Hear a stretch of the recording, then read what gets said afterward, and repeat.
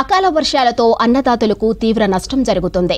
భద్రాద్రి కొత్తగూడెం జిల్లా పినపాక నియోజకవర్గంలో రాత్రి నుంచి మోస్తరు వర్షం పడింది. వర్షం కారణంగా కొనుగోలు కేంద్రాల దగ్గర ధాన్యం తడిసిపోయింది.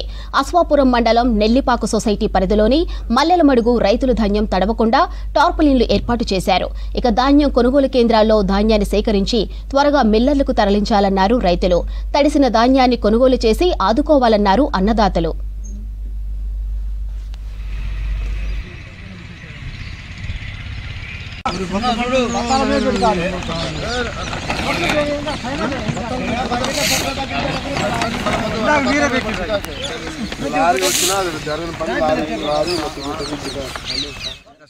రెవెన్యూ గ్రామం అయినటువంటి మల్లెలమడుగు గ్రామంలో నేను వ్యవసాయం చేస్తున్నాను.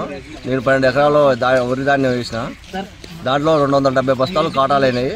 ఇంకా 8 ఎకరాల ధాన్యం ఉన్నది. ఈ అకాల వర్షం వల్ల తడిసిపోయి ధాన్యం కొనుగోలు చేయాలని మేము కోరుతున్నాం. 10 ఎకరాలు చేసిందండి. ఇంకా బత్తాలు ఇట్లా తడిసినాయండి. ప్రభుత్వం ఏం చేస్తారో తెలియదు.